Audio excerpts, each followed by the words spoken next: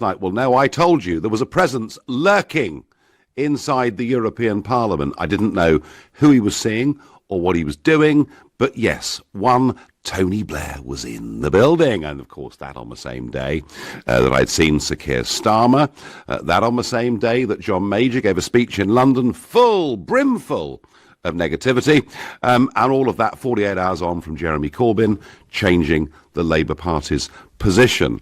I very much get the feeling that the big bosses in Brussels are working in collusion with the Remainers in the United Kingdom. That's what I think. But Tony Blair struck today perhaps a slightly different tone. He was there making a speech this afternoon saying it is possible for Europe to reform. He's urging European leaders to reform the EU so that the British people can, yes, you've guessed it, change their minds. And he says, if we get a comprehensive reform of immigration policy in particular, then our genuine underlying grievances will be addressed and Brexit can be averted via, a second referendum, this time on the final deal with the European Union. And Blair, also said that he thought Brexit posed real threats to Northern Ireland and the peace process. Let's listen to our former Prime Minister, Tony Blair, speaking in Brussels today. Now, the one thing I am absolutely certain of politically, I'm certain of this, any compromise that involves us abiding by European rules, but outside of Europe, is never going to attract the British people. And you will find, if it happens, you will find a large number of British people, and this is the whole point, then divide into two camps. There'll be those that say, that's not good enough, we want a clean break. Yeah, okay, it's going to cause us damage, we'll just take the damage. But there's another group of people that will say, in that case, we might as well stay. And this is the problem. Because the European negotiators, they're trying to talk cars with the British government. Right? Now, the car can be this size or that size, it can have this attribute or that attribute, it can even be steering wheel on the left hand or the right hand. Every time the British negotiators turn up, they say, well, he will offer you a donkey. And the Europeans say, no, we're talking cars here. And they say, okay. So then they go away, and then they come back a few weeks later, and they say, but I tell you what, we found a really pretty donkey. It's not going to work. Right? So this is why the reform in Europe, in the end, it only really works, in my view, for the British, if it's a reform for the whole of Europe with Britain staying. I think a reform in Europe that ends up with some sort of Britain half in, half out, I just don't think that's ever going to work. Well, isn't it wonderful that Tony Blair's back fully in our public life telling us what we should and should not do? There's one way in which I have to say that I do rather agree with him. He's basically arguing we have to be fully in or fully out. And you know what? Bravo to that, as far as I'm concerned, because the idea that we are, Jacob Rees-Mogg called us a vassal state if we go into this period, once Article 50 has run out, and there we are in some transition period, effectively as a rule taker, but with no say whatsoever. That's logical. However, what makes me laugh is Tony Blair talking about reform in the European Union, because, folks, I've heard it all before. Yes, I was there, sitting in the parliamentary chamber in 2005, when Tony Blair and the United Kingdom took over the rotating presidency of the European Union. And at the start of his 6-month term, he turned up in Brussels and he gave a speech at which he said he would, as temporary president of the Union, he would bring reform to the European Union, he would bring great incentives to small business, he was going to change the whole thing. And I did publicly say that if Blair could achieve these things, it would be remarkable. Well, at the end of 6 months, he'd achieved diddly squat. In fact, all he'd got was he'd given a massive concession of the British rebate away in return for some vague promise that the French might at some point have a look at reforming the agricultural policy. And guess what?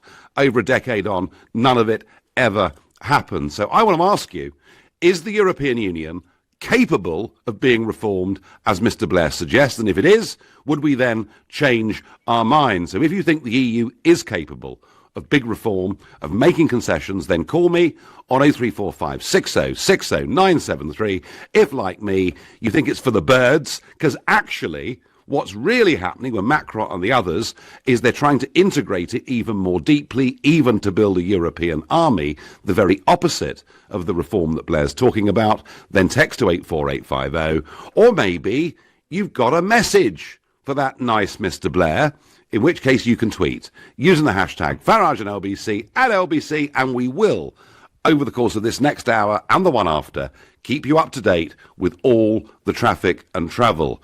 We've had the beast from the east. It is now Storm Emma that is hitting South Wales and the west of this country.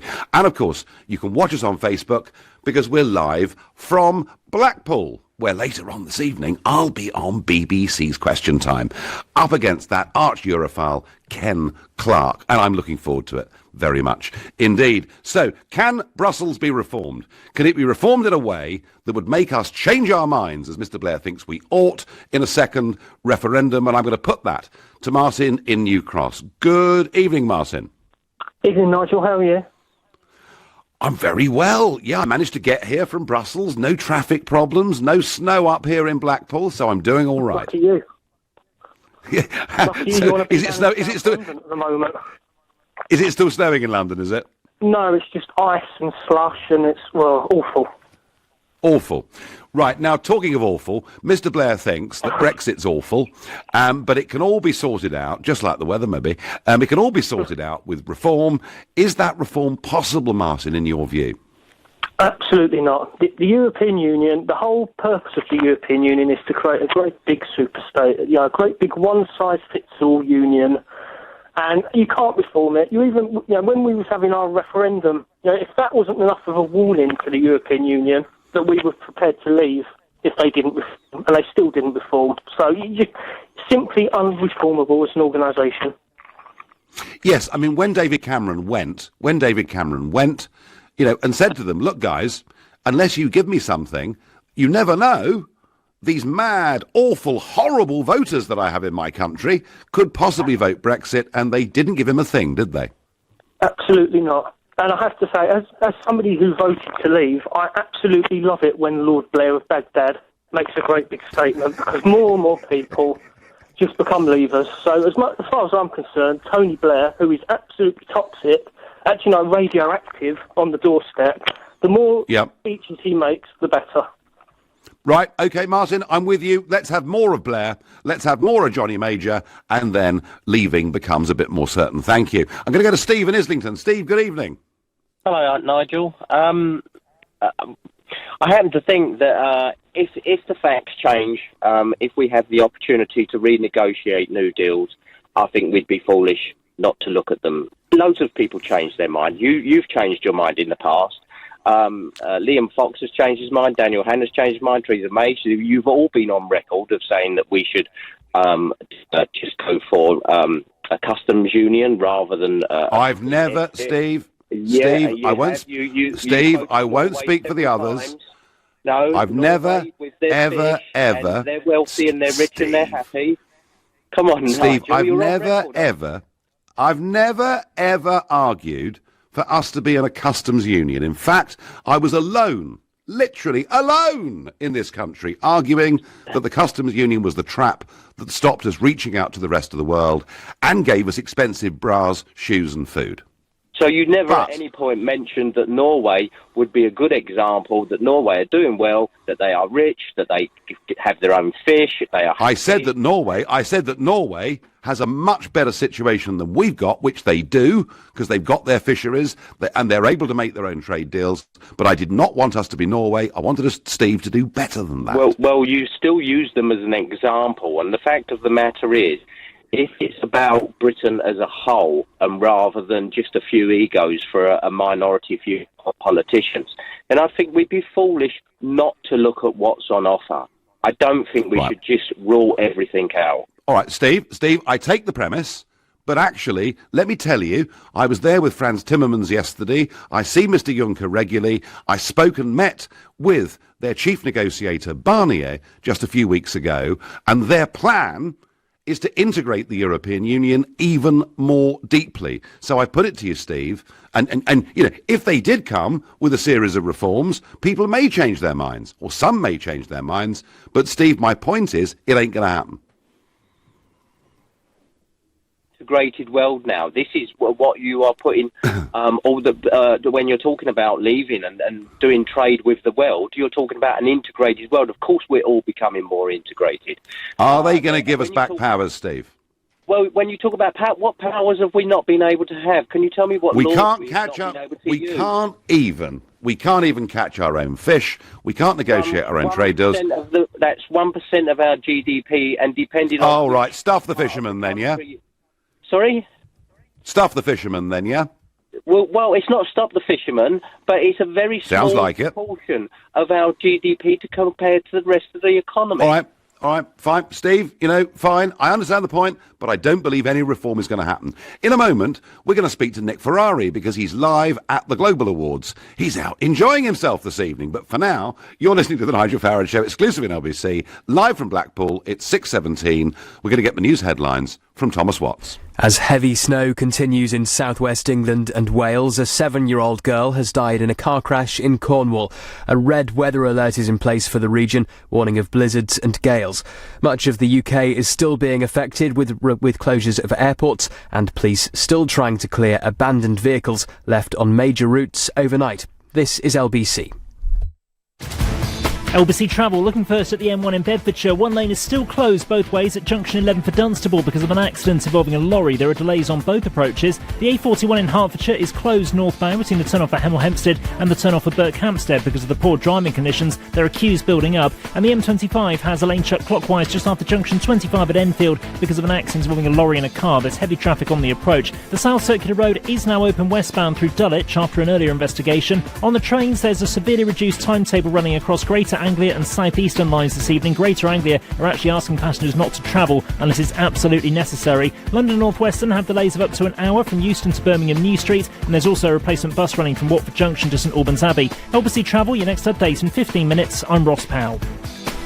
LBC through your workday with Sheila Fogarty from 1 after James O'Brien at 10. Boris Johnson is electing to contradict himself rather than tell the truth because he believes he'll get away with it. And I think he's probably right. I don't think anybody now is going to turn around and say, I believed him in November and I don't believe him now. It's gone so culty now that it doesn't matter what he says. Leading Britain's conversation. This is LBC. Sometimes a good investment can bring great rewards, but not every opportunity is golden. Each year, thousands of people in the UK fall victim to highly sophisticated investment scams. If you're ever given a chance to invest, always start by checking the Financial Conduct Authority's ScamSmart website. The FCA can alert you to any warning signs and give advice to keep you protected. Be a ScamSmart investor. Visit lbc.co.uk to learn more and to win an exclusive technology bundle. Dacia, a car company unlike others. I like that. Europe's fastest selling automotive brand. I like it. The Dacia Sandero, a What Car Award winner 6 straight years. Like that too. And it's yours from just $5,995. Very likeable. Read the glowing reviews at dacia.co.uk from our lovely customers. What's not to like? Seems more and more people are warming to the Dacia way. You'll like it too. At participating dealers only. Virgin Media is where awesome TV and fibre come together. Discover Zombies, Cops and Queens on Sky Channels and Series on Demand. And loads of unmissable action on BT Sport. All through our fast and fabulous V6 box. And it all comes with unlimited ultra-fast Virgin Fibre. The full house bundle. Just £55 a month for 12 months and £20 setup fee. Search Virgin Media Bundles. New customers on cabled streets. 12-month minimum term, then standard price. Terms apply. Apparently, there are still some people who say they don't want to apply for an Ocean credit card. That's amazing, because there's a credit limit of up to £1,500. Text so you keep control of your spending, and you can see if you'll be accepted before you apply at checkocean.co.uk without affecting your credit rating. But I know the real reason people say they don't want to apply, because they've already got one. To apply for an Ocean credit card, go to checkocean.co.uk. Intelligent Lending Limited is a credit broker. Capital One is the exclusive lender. Behind every small business, there's a passion, a purpose, a reason to get out of bed. Whether that's to change the world or just to make a bit of dosh, it's why you do what you do. So get Zero behind your business. It's beautiful accounting software that helps you get paid faster and gives you more time to do what you do best. Join over 1 million subscribers. Try Zero free for 30 days at Xero.com. That's Xero.com. The Nigel Farage Show on LBC. Call 0345 6060 973. Mr. Blair wants a reformed European Union so that we can change our minds about Brexit in a second referendum. I think I've kind of heard it all before.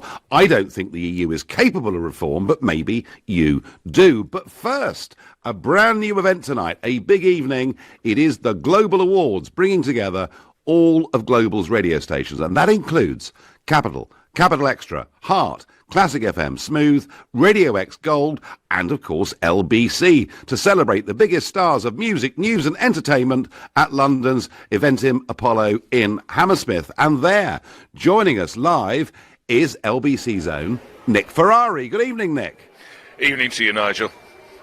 So what is your role tonight, Nick? Are you giving out prizes or making speeches?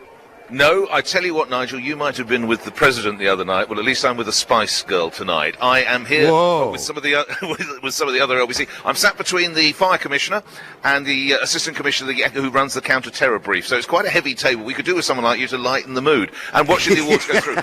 The trouble is, Nigel, to be honest with you, as this is the first one, we're sort of feeling our way. Obviously, it's an awards night. There's going to be, as I just heard you say, you're right, there's awards in news, there's awards in music, there's awards in entertainment, and we'll find our way. But it comes right as the awards season kicks off. I don't know about you, you've probably been to some there where the television awards were last night. There's the British Press Awards later this month, and the Global's now seeking to establish itself right in the middle and front and centre. Yeah, and I'm told there are going to be some very, very big names and big acts there this evening. And I've never thought of you, Nick, as being particularly a hipster or in touch with the up-to-date rock and pop scene. What a shame! What a shame we're live. Otherwise, I'd tell you where you could put that thought, Nigel. Yes, we're going to have Andrea Bocelli and Kasabian, and I know you've got all their early work, Nigel, and you play it regularly when you drive to Brussels. And Nick, but there are seriously some big names there tonight, aren't there? I mean, pop, contemporary. Andrea Bocelli is a big name. Sam Smith is here as well. The stars of the same. You've got some big acts here. Big acts. Have a great evening, and I've no doubt you'll be telling everybody on your breakfast show tomorrow from 7 o'clock. Nick, have I'll bring fun. you a bread roll. I'll bring you a bread roll back. Thanks, Nigel. Thank you. Very, very sweet of you. Thank you. Well, big ambitious night for Global, and I trust it's all going to go well. And Nick sounding, I thought, on pretty good form, really.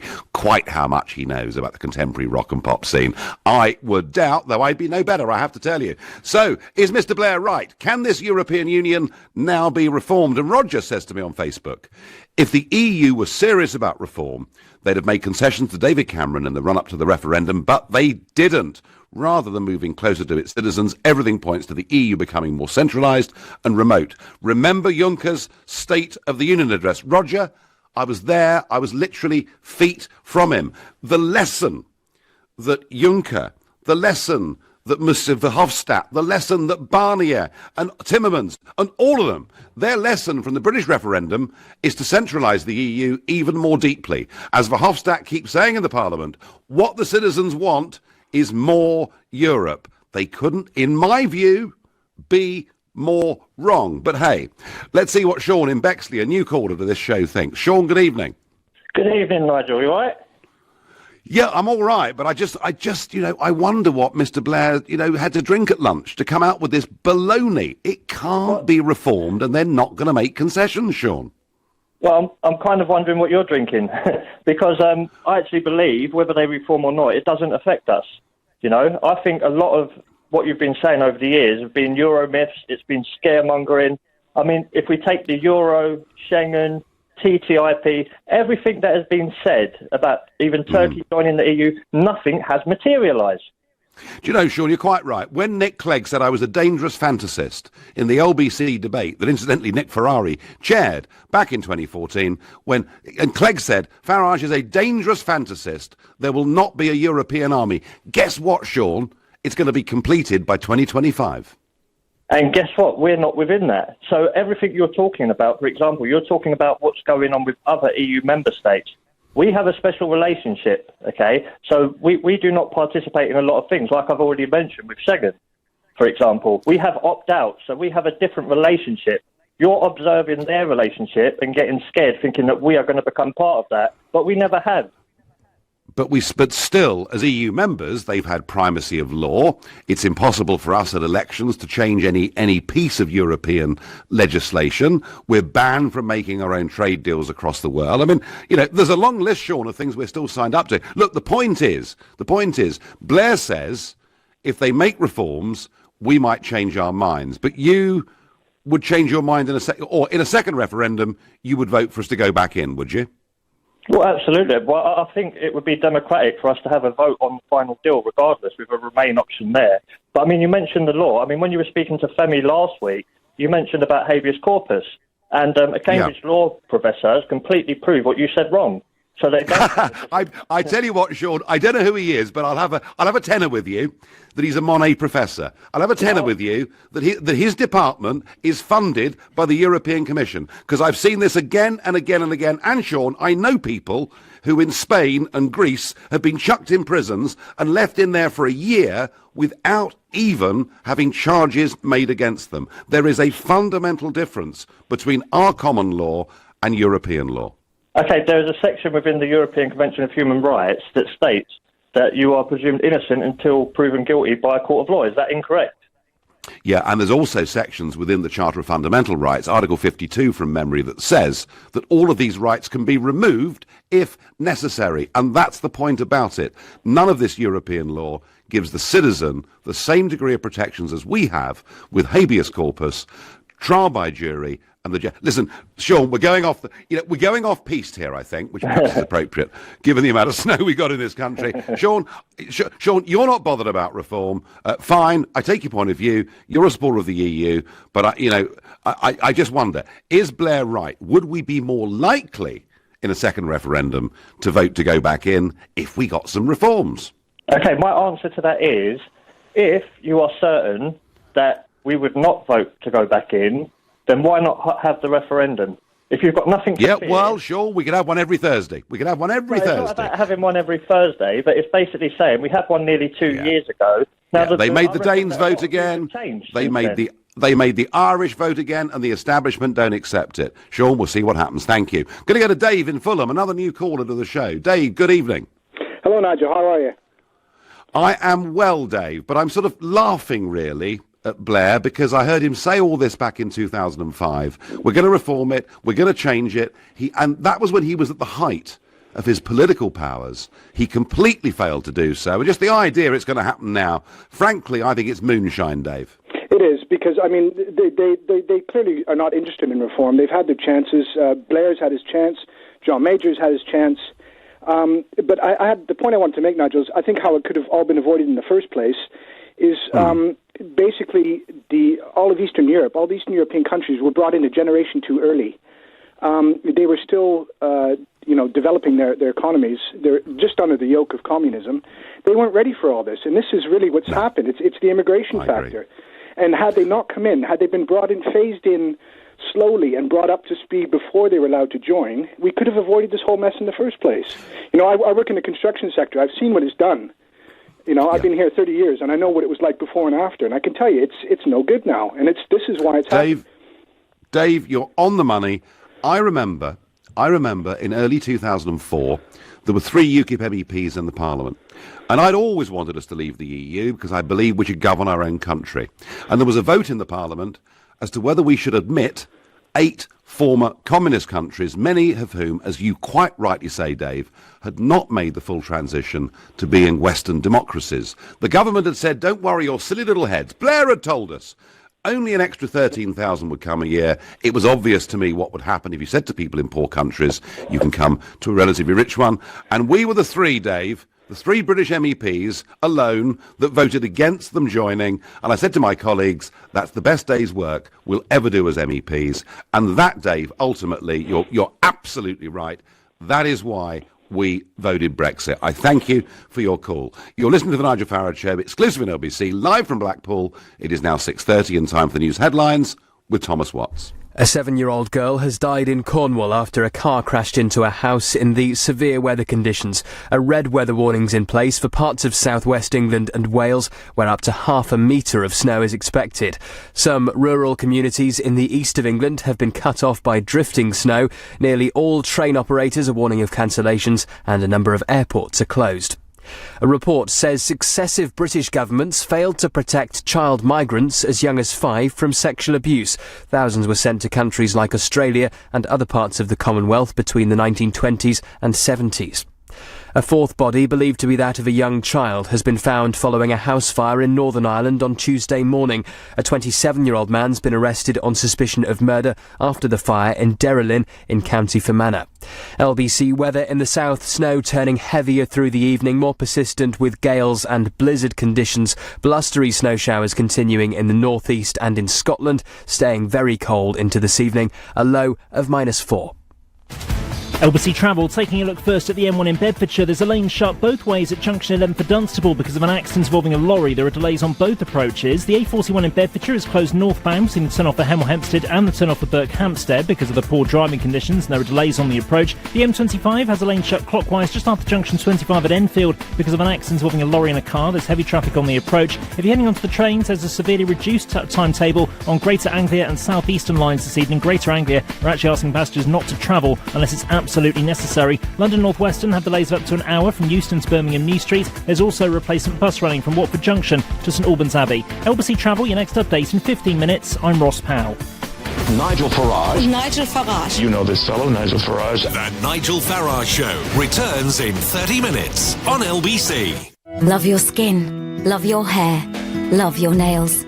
Perfectil delivers nutritional support from within, including zinc, to help you maintain normal skin, hair and nails. Perfectil, the science of beauty, from Vitabiotics, the UK's #1 vitamin company. From Boots, pharmacies and Vitabiotics.com. PlusNet people can't help but help. Take Dave here. He's a cheery chap. He's helping Mrs H switch to a super-fast fibre package. You're very welcome, Mrs Henderson. Maggie, she's setting up someone online with a SIM-only mobile plan. And Chris... I find dry my hair upside down adds extra volume. Well, he seems to be handing out good advice too. At PlusNet, people will go out of their way to help you. It's probably why their customers voted that they're more satisfied than those of Sky, Virgin and TalkTalk. PlusNet will do you proud. Behind every small business, there's a passion, a purpose, a reason to get out of bed. Whether that's to change the world or just to make a bit of dosh, it's why you do what you do. So get zero behind your business. It's beautiful accounting software that helps you get paid faster and gives you more time to do what you do best. Join over 1 million subscribers. Try Zero free for 30 days at Xero.com. That's Xero.com. Block management. 2 very simple words. But what do they actually mean? Well, there's budget approval for starters, then service charge invoices, health and safety paperwork, cleaning, gardening, maintenance, inspections, contracts, insurance, emergency call-outs, and a whole lot more besides. So for complete block management solutions, just remember 3 simple letters. ABC. ABC Estates will take care of all your day-to-day management, leaving you as happy as Larry. See abcestates.co.uk or call 0800 888 6688. My job often involves filling jobs, so finding a reliable way to recruit staff is vital. That's why I always trust Recruitment Genius. They write a great job ad for me, advertise it on up to 2,000 job sites, and they even screen and filter the applicants. Then I just select the best ones for interview. All this for a flat fee of £199 plus VAT at 20%. Using Recruitment Genius makes me a recruitment genius. Create a free account today at recruitmentgenius.com. We've travelled, been there, shared rum with the locals. That mountain was near impossible to climb, but we got to the top for sunrise. We've looked over the edge of the infinity pool into the valley below and floated above herds of elephants in a hot air balloon. We can tell you about it because we've travelled it. And with new offers now available, pop into one of our beautiful stores for a down-to-earth chat. At Kuoni, our experience makes yours. At all protected. leading Britain's conversation. The Nigel Farage Show. Tweet at LBC using the hashtag #FarageOnLBC. Tony Blair busy in Brussels today. He thinks if the EU reforms, we will change our minds over Brexit, rid ourselves of our genuine underlying grievances, and we'll avert Brexit in a second referendum. I do not believe any of that is possible, but that's our debate for this hour. But first, of course, we've had the beast from the east, and now it is Storm Emma. Coming in from the south, warm air meeting cold air, and apparently a red warning has now been issued for Wales and parts of the southwest of England. If any of you are confused about what these red and amber warnings mean, just go to lbc.co.uk. The definitions are there. But red basically means a risk to life and to property. Joining me now is Mike Hughes, LBC's Cardiff correspondent. Good evening, Mike. Hello, Nigel. Very good evening. Yeah, you're absolutely right when you say, there is a danger to life. Those red warnings issued by the Met Office, they aren't taken very lightly. They aren't issued lightly at all. And this is the first time in quite some time now here in Wales that one of those weather warnings have been issued. And the fact of the matter is the situation here is getting steadily worse as the hours go on. We're probably at the height of that warning now. It's nothing short of blizzard conditions, if I'm honest.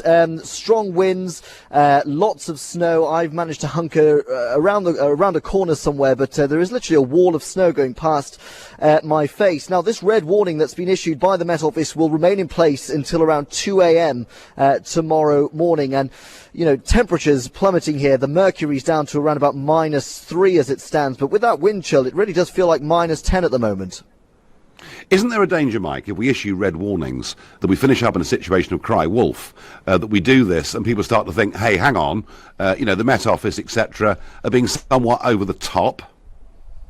I would take that slightly cautiously, if I'm honest. As I mentioned right at the beginning, the Met Office don't really issue these warnings very lightly. As we've seen, the first one in many years was issued to Scotland overnight. The one here in Wales really did catch people off guard. It was around about 8:30 this morning when it was issued. So clearly, forecasters have been assessing the situation, tracking Storm Emma as she makes her way up from the south, and yes, very much this morning it was, well, we need to issue this warning because not only the winds, but the temperatures as well, Nigel. As I mentioned, it's absolutely freezing. There is serious concern for the likes of the homeless community in urbanised areas, certainly in Cardiff. Absolutely, people have really kind of heeded the warnings, I would say. The roads are very quiet. Emergency services will certainly be pleased with that. No, okay. And of course, this on the day when traditionally people in Wales wear their daffodils, don't they? Because today is St David's Day. Absolutely, yes. It's normally a sea of yellow here. Absolutely. Well, Mike, do your best to wish those people you do meet a very happy St David's Day from all of us, and thank you for the up-to-date and the briefing. And I think, the picture that Mike Hughes is giving us there from Cardiff is being repeated across the southwest. Similar situations in parts of Devon, Cornwall, huge problems coming out of Paddington Station. In fact, I think with the wind, it was actually snowing inside Paddington Station at some point this afternoon. So big impacts on train services. Let's go now to business. I'm joined now by Henrietta Grimston from Seven Investment. Good evening, Henrietta. Good evening.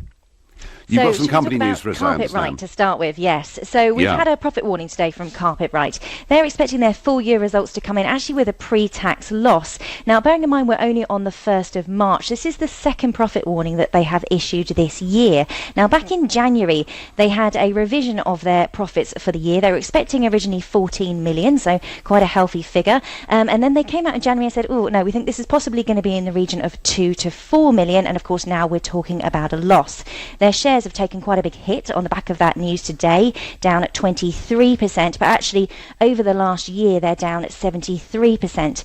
Now, the company are blaming weak consumer confidence having a big impact on their sales, but they're also saying that with less people moving house, of course, that's having an impact on big ticket items. They of course sell carpets, hence the name of the company, but they do sell furniture as well. And we did see at the back end of last year other furniture retailers getting into difficulties. We saw some going into administration. So it's a similar similar picture that we've actually seen from other companies operating in this sector. Now, they are in talks with their banks and other creditors to make sure that they don't get into difficulties on the loans that they have in place. They obviously don't want to breach any of their covenants, and they will be looking at other measures that they can put in place to try and sort of trim some of the fat around the edges on the business. That could include closing some of their stores. So we'll see what the company actually comes out with over the next few weeks and months. Is this yet another story, Henrietta, of the high street in very serious decline? Well, I mean, I think there is a question mark about whether businesses have future-proofed themselves. So we have definitely seen some businesses do better than others in terms of getting to grip with the online revolution. That's been particularly poignant with, I think, clothing retailers. We've seen some get it very right, some get it very wrong. I think with the big-ticket retailers like the furniture stores and, of course, sort of carpets and those sort of things, they're in a difficult position at the moment, more because of the fact that UK householders are in a sort of a squeeze situation at the moment when it comes to incomes, and we're just not going to spend our money on these big expensive items at the moment. So I think they're in a difficult situation because of what's going on more from an income perspective. Yeah, try and give us some good news, Henrietta.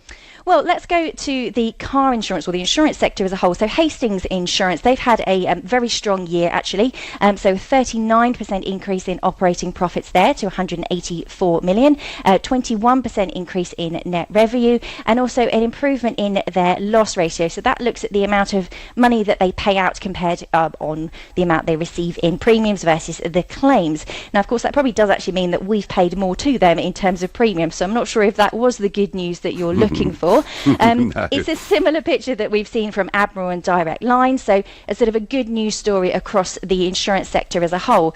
Now, Hastings, of course, operate in a number of different insurance policy sectors, but car insurance has been particularly strong for them in the last year, and these results propel them actually to being the UK's now third largest car insurance provider.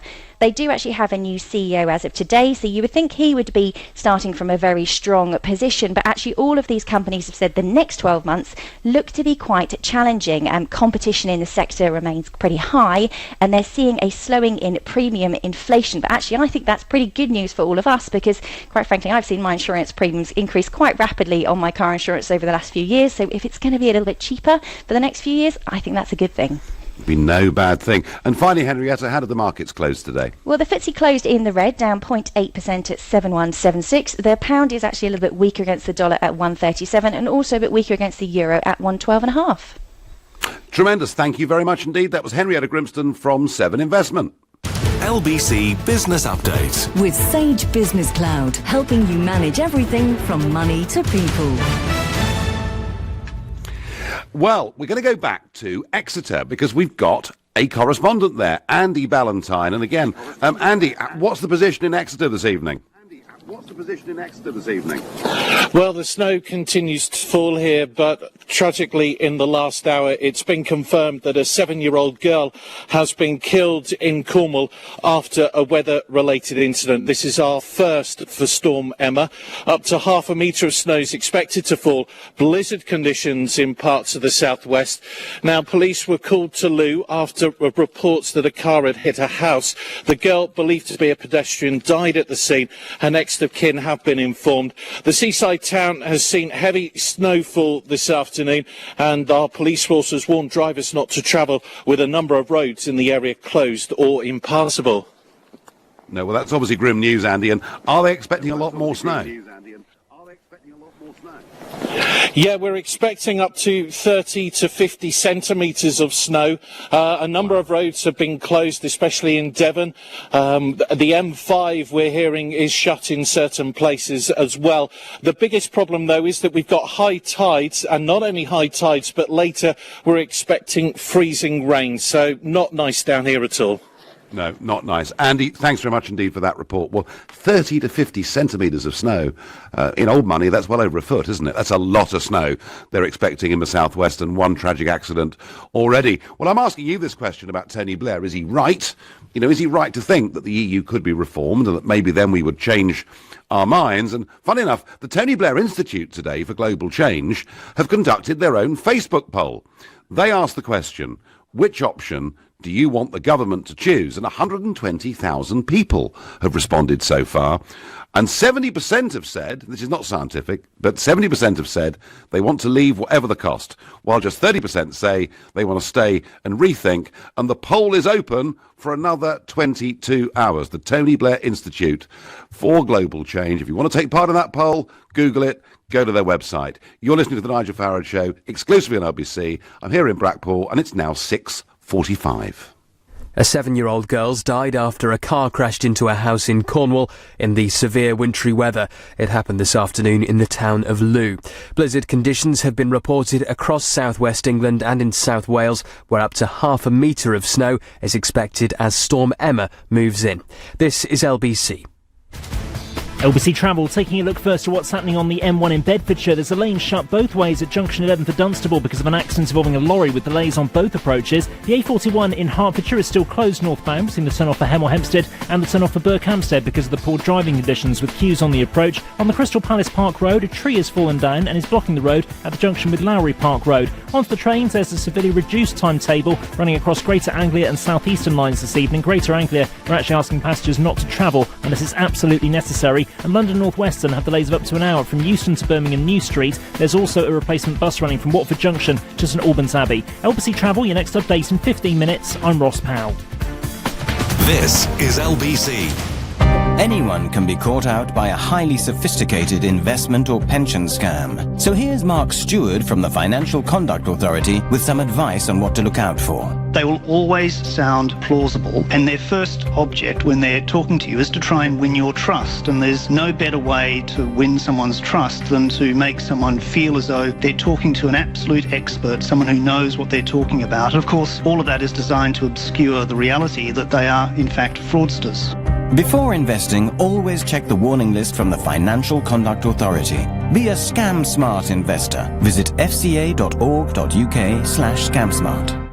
Want to master the makeover? Do it for less at B&Q with Dulux 5 litre standard coloured emulsion down from £26 to just £20. A dial roller set only £7 and Polycell Advanced Polyfiller just £4. So for low prices on paint project essentials, you can do it when you B&Q it. Dulux Pure Brilliant White not included. Sage Sessions is coming to Etcetera Venues, St Paul's, London on March 13th. For accountants, bookkeepers and partners, this free one-day event delivers the latest insights, innovation and inspiration to support you and your practice. Join us to learn from industry experts, network with peers and hear the latest updates from HMRC on making tax digital. Search Sage Sessions now to register. No one wants to be in the red, in debt or facing mortgage arrears.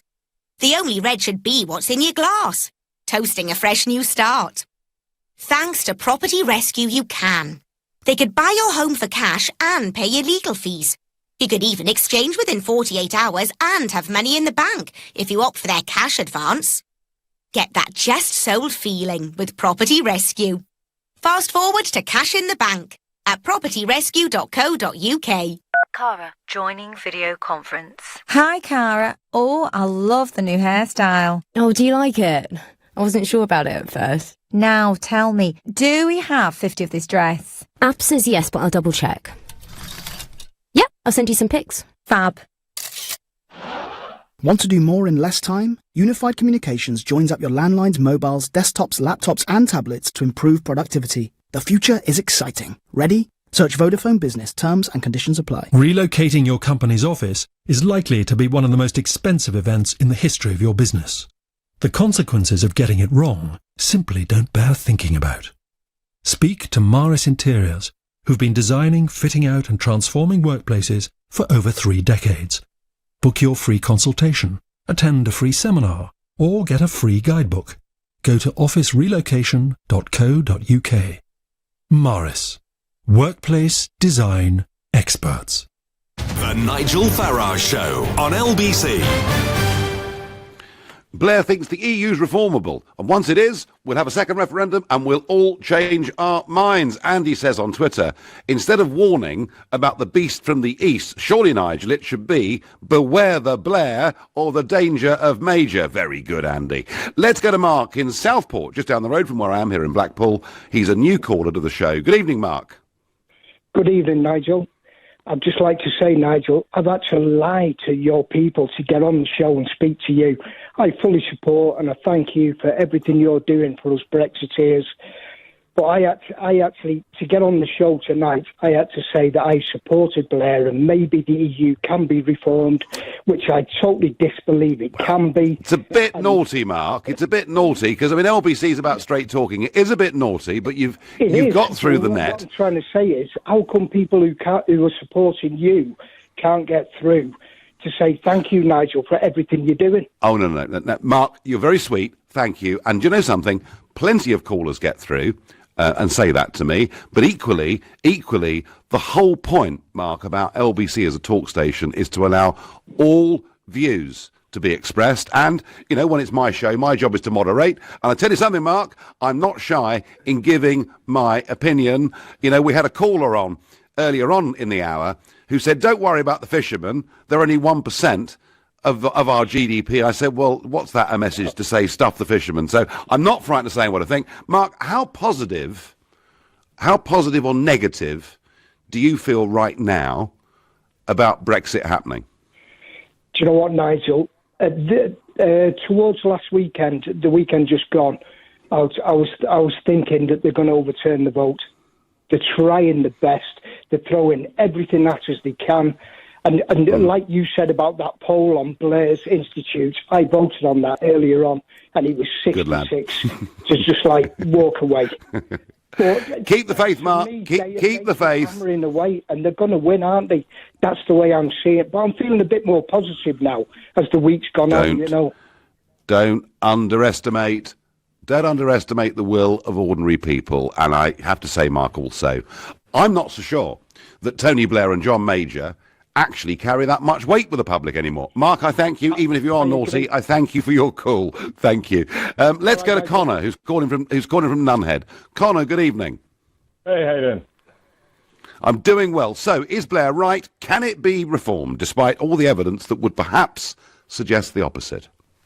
Well, when the vote happened, I voted to remain, and that was my main thought process behind it, because I wasn't happy with everything the EU was doing, but I was like, you could reform it from the inside. But then, obviously, if you have a referendum, that's supposed to lead to direct action. Like, you can't do something and then not, because if you just go against it, like, we're in a really bad position. We're in a really bad position. Like, I think the government's going to fall apart very quickly, because now Labour can say that they're going to back a customs union, and if unless what Theresa May says tomorrow is really good, I don't know what's going to happen. So. Yeah, we're in a big mess. It should have been done on an election, I think. Well, look, I mean, frankly, the whole thing should have been sorted out far more quickly, and the very fact she wants to push on for transition deals and everything else does play, I think, into the side of those with a different point of view. Connor, I mean, you know, you talk about Labour, but Labour have a problem here too, you know, because there's over 4 million people who voted Brexit and then voted for Corbyn. They're not going to be very happy at the direction he's taking them in, are they? Well, that's why it makes it so confusing. Because now, if they have to go for election again, what are they going to say? Because they can't say what they said in their pamphlets last time. Because now that's not true. Now that's not the case. So the last year, it is very confusing. It's been a waste. Like, it's just been it is. Wasting. It's very, very confusing. It's very confusing, and the point about the referendum was it was supposed to be a good, simple message. Please get us out. They haven't done it. Connor, it's a mess. I think you're right in saying that. LBC's political editor, Theo Usherwood, is going to join us to talk about the Garden Bridge, because Boris has been back to City Hall today. Theo, good evening.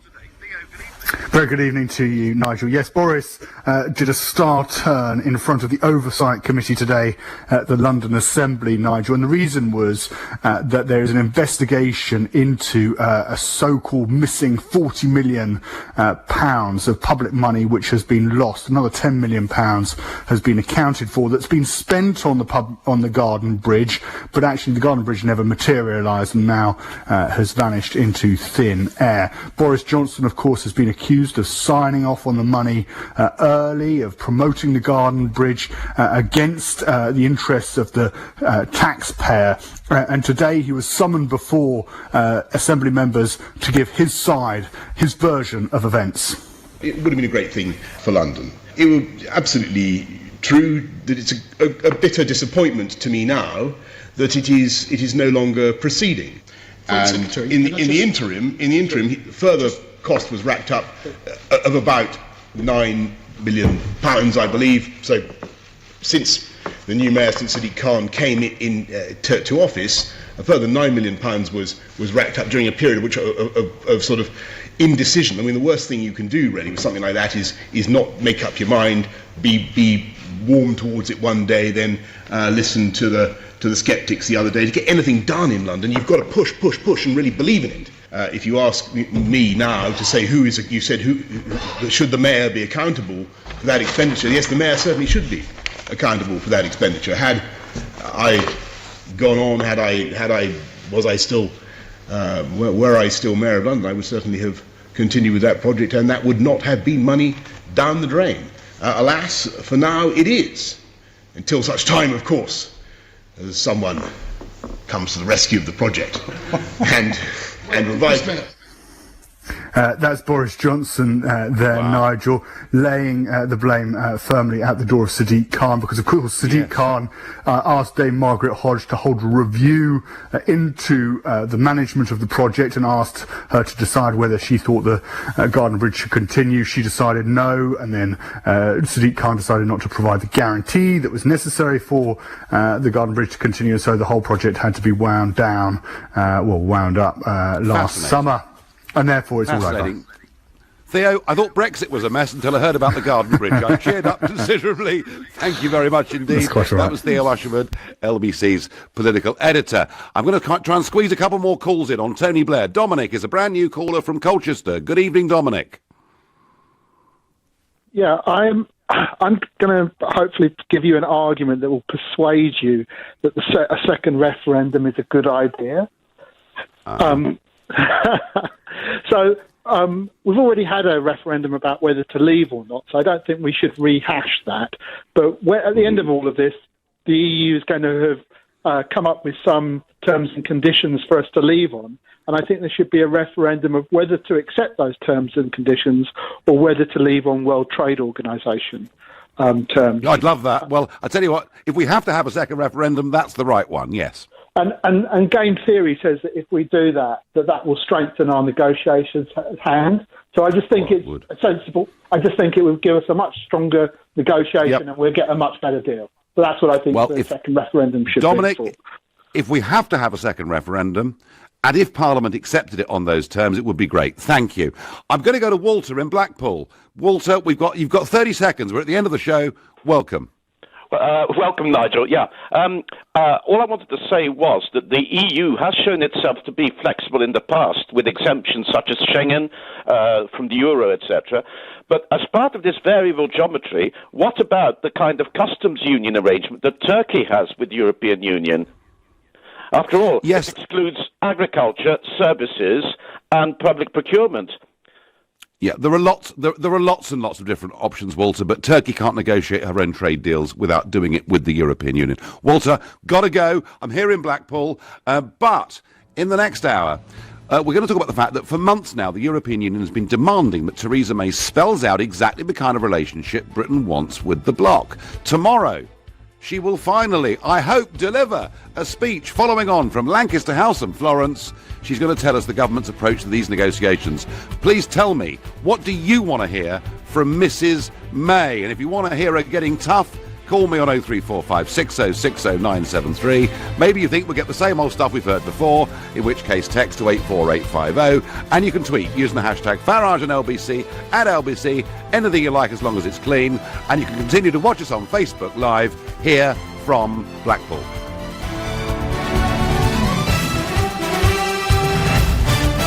On FM, online, on your mobile, and on digital radio. Leading Britain's conversation. This is LBC. From Global's newsroom at 7 o'clock, an extreme red weather warning is in place with up to 50 centimetres of snow forecast in parts of Wales and southwest England. A 7-year-old girl has died after a car crashed into a house in the town of Looe in Cornwall in the severe conditions. LBC's Mike Hughes reports from Cardiff. The situation is getting steadily worse here, hour by hour. Snow is falling much heavier than earlier, and with the winds howling, it's leading to blizzard conditions. The roads around Cardiff city centre are eerily quiet tonight, but that will please emergency services, who've been pleading with people to only travel if it's absolutely necessary. Tonight, the message from local government and the police is to remain inside, stay safe and stay warm. Mike Hughes, LBC, Cardiff. Some areas in the UK are experiencing their 4th day of snow showers with strong winds forcing the accumulations into drifts. Some rural areas are cut off in east and northeast England, and people in central Scotland are still being told not to travel. Wing Commander Jim Errington's been coordinating the military response from RAF Wittering near Peterborough. Even our professional drivers with their 4x4s are finding themselves stuck on the road network. Every day it's becoming worse and worse out there with the ice. Nearly all train operators are warning of cancellations and several airports are closed. Dublin Airport says it's not likely to reopen until Saturday. The government's telling families to carry on cooking, despite the National Grid issuing a warning gas supplies could run empty during the cold snap. In other news, Theresa May's told the European Council President the legal Brexit text put forward by Brussels suggesting Northern Ireland could stay in a customs union is unacceptable. Donald Tusk's been in talks with the Prime Minister at Downing Street. It's as the EU's chief negotiator, Michel Barnier's warned British politicians to give up the notion they can avoid tough choices in negotiations. A report says successive UK governments failed to protect child migrants from sexual abuse, and victims should get compensation. Thousands of children, some in care, were sent to former colonies like Australia and New Zealand between the 1920s and 1970s. And the first ever Global Awards are beginning in London shortly. LBC's Rachel Babbage is there. Sam Smith, Craig David and Little Mix have all walked the blue carpet, braving the snow and the cold tonight. There's just half an hour until the awards with Sam performing. He's going to be joined by Andrea Bocelli, whose vast troupe of musicians I bumped into backstage following their sound check earlier this afternoon. The champagne is on ice, plenty of that today. The rehearsals are done and the stage is set for the first ever Global Awards. The LBC Markets report, the FTSE 100's closed down 56 at 71.75. The pound buys $1.37 and €1.12. LBC weather in the south, that snow turning heavier and more persistent through this evening with gales and blizzard conditions. Blustery snow showers continuing in the northeast of England and in parts of central Scotland. Staying very cold everywhere, a low of -4. From Global's newsroom for LBC, I'm Thomas Watts. LBC Travel, looking first to what's happening on the M1 in Bedfordshire. There's still this one lane closed both ways at junction 11 for Dunstable because of an accident involving a lorry. There are delays on the northbound approach. On the A41 in Hertfordshire, the road is still closed northbound between the turn off for Hemel Hempstead and the turn off for Berkhamsted. That's due to the poor driving conditions, and there are delays on the approach. On the trains, there's a severely reduced timetable running across Greater Anglia and South Eastern lines this evening. Greater Anglia are asking passengers not to travel unless it's absolutely necessary. London North Western have delays of up to an hour between Euston and Birmingham New Street. There's also a replacement bus running from Watford Junction to St Albans Abbey, and Great Western Railway have a severely reduced service running from Paddington to Reading. That's due to the poor weather. LBC Travel, your next update in half an hour. I'm Ross Powell. This is LBC from Global, leading Britain's conversation. The Nigel Farage Show. Mr. Nigel Farage. Thank you, Donald. Well, yesterday, of course, it was Monsieur Barnier speaking in Brussels, saying that Northern Ireland would have to stay part of the customs union, that the European Court of Justice would have to continue to have say over that province, and not just for the transition period, but actually in perpetuity, also saying that any EU migrants that come during the transition period would have full and permanent rights. And Mrs May, responding yesterday, I mean, quite a tough way, really, talking about the constitutional integrity of the United Kingdom and saying that no British Prime Minister could sign up to these demands. Well, today, Donald Tusk, the former Polish Prime Minister, and now, of course, the man who is the European Council President, he's been in Downing Street today, and he's described himself as not happy with the meeting and Mrs May's red lines. And this is interesting because we've had two very big speeches from Mrs May.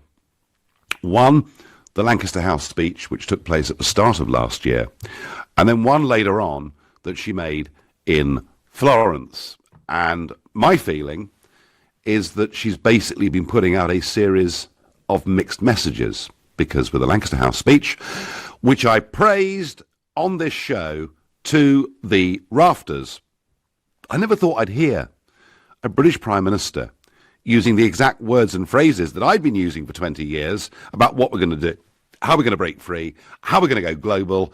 I thought it was terrific. And then a few months later in Florence, she basically said, we are leaving the European Union, but we think it's a really great thing, and we're going to opt back in to virtually all the parts of it, including justice and home affairs, science and technology, etc. And I think there have been some very mixed messages. We've seen some incredibly tough negotiating from the European Commission side, from Monsieur Barnier. You know, my feeling, I mean, why on earth you have to pay to leave a club is quite beyond me, when I'd have thought they probably owe us a few quid. But, you know, seemed to me that they were treating us almost like a hostage, saying, you know, we've got to pay a ransom, threatening us with future trade unless we meet their terms. I think she made a lot of concessions in that December deal before Christmas. I think many of those chickens came home to roost yesterday with what Monsieur Barnier said. But given where we are, she is going to make her third big public speech on Brexit tomorrow. And I want to know from you, what do you want her to say? What approach should she take? And if you think it's about time she stood up and said, we will simply not be treated like this, then call me on 0345 6060 973. Or maybe you think she's got no option because she simply hasn't got the numbers in Parliament. She's basically going to have to meet at least most of their demands. Then you can text to 84850, and any clear messages that you've got for our Prime Minister tomorrow, you can tweet using the hashtag Farage and LBC at LBC, and we will, once again in this hour, keep you up to date with the weather news. It is a big event in this country. I think it's perhaps been slightly over-exaggerated by the media, but it is a major event, and we'll give you updated news, particularly what's happening in South Wales and the West Country, where Storm Emma is potentially going to dump over a foot of snow on many of those places. And of course, you can watch us on Facebook. I'm live here from Blackpool, where I'll be doing Question Time later against Ken Clarke. And we couldn't have two more diametrically opposed opinions. But have to say, as a person, I've always really rather liked him, because he's stuck to his guns, he's consistent, and I have to say I rather prefer politicians like that than those that blow around in the breeze. Peter in Birmingham is a new caller to this show. What's Mrs May got to do tomorrow, Peter, to satisfy you? Well, basically, she's got to turn around to them and say, look, behave or we walk, and we walk on WTO rules. All they're doing now is putting obstacles in the way. I think tomorrow's speech, when she gives it, will be full of the same usual waffle, the appeasing waffle. And I think it's now time to get tough with him and say, look, behave or we go. Simple. You don't get any money. We go to WTO rules, and you will be the losers. We might suffer a bit, but you will be the losers. Do you think that she gives them... Does she give them, Peter, a month? Does she give them 3 months? Or does she say it's right here, right now? I'd say give them 28 days to come to the negotiating table with something sensible and concrete, or we go. Yep. Okay. No, I understand. Would there be... Do you think... I mean, one thing Barnier did say yesterday, And one thing that Tusk repeated today, particularly on Northern Ireland, is if the Brits have got a better proposal, they should put it on the table. Do you think before we walk, and I do understand absolutely what you're saying, before we walk, do you think it's about time the British government actually put something down on the table and said clearly, categorically, unequivocally, this is what we want? Yes, there is. And I think there is a case for that. They could declare that the island of Ireland as sort of like, you know, that these things exist in Europe and all over the world where they're called free ports, where where the customs arrangements are, either don't exist or whilst goods are in transit, they're not subject to any tariffs or anything like that. They could sort out an arrangement like that and also have electronic customs declaration. I mean, me and my wife deliver parcels for a courier company, and we get parcels from all over the world. And all that's on them is a simple declaration of what's inside that package. Yeah. Oh, Peter, the reason I asked you that is I think we should put on the table and quote back at them the European Parliament's own Constitutional Affairs Committee report, which made it perfectly clear that with technology, all of this stuff can be handled very easily. Peter, I'm with you. I think there comes a point where we have to walk, but I do think putting a firm counter down to what Barnier did yesterday is the right approach. I thank you. Irene has completely made her mind up. She says to me on Facebook, let's walk, for goodness sake. Enough is enough. We are being made a laughing stock. Actually, Irene, I was met with incomprehension in America last week, and I met some quite senior people out there last week who simply can't understand why we're allowing ourselves to be bossed around by unelected bureaucrats. I mean, just think of it. The British Prime Minister left Downing Street at 4 o'clock in the morning to go and see Monsieur Barnier, who's not been voted for and can't be removed. It is, I suggest, folks, all a little humiliating. James is calling from Manchester. Good evening, James. Good evening, Nigel. And firstly, I'm looking very much forward to watching you with my arch enemy, Kenneth Clarke, on Question Time this evening. I've got you on timer. Yes, I've been waiting with bated breath for this speech from Theresa May since Monday. I totally agree with Peter. I was really hoping that she'd turn around and say, well, actually, I'm going to drop the bomb. We're walking away. But what I would like to hear from her tomorrow is that, a bit like what Peter said, you've got one of two options. You either accept what we're asking for, and I'll tell you why in a second, and you forget the Northern Ireland issue. I don't mean that in any disrespectful way, but what I mean is to either accept what we're asking, where we've been very reasonable, or we do go out on WTO rules. What I'm finding, Nigel, with this negotiation, I always thought that negotiations were two ways, and all I'm seeing from Theresa May is a lot of giving, but not an awful lot of getting back. And it's turning not from a negotiation, but into a complete surrender to the EU federal state. Wow. Do you know what, James? I called that Christmas deal a great Brexit betrayal. I didn't know at the time how much Corbyn was going to do the same thing. But yeah, I think it is time. It's time, James, for her to get tough and to stop looking weak, isn't it? Well, we've got to stop all that. I mentioned to somebody the other day. She keeps treating this as a personal relationship. If I go, it's not, Nigel. It's a business relationship. If I go to Argos and buy a TV, I don't want the life story of the person selling me the TV and want them to be friends with me for the rest of my life. I want to go in and buy a TV, and that's the end of it. I don't want anything else from them. She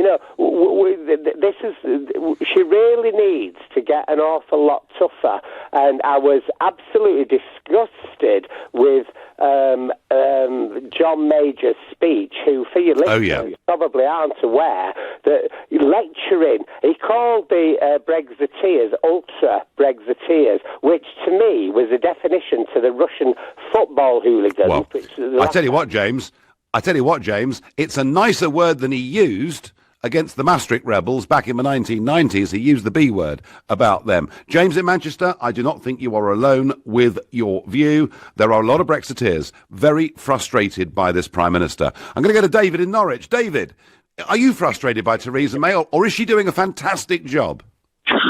Good evening, Nigel. Frustrated isn't the word for it, mate. I personally think, and I know this is a fact, the bulk of the British people are so angry now. We are being put it politely, we're being shafted by the political system. We voted out, and the British people want out, but we're being treated as though we're complete and utter idiots.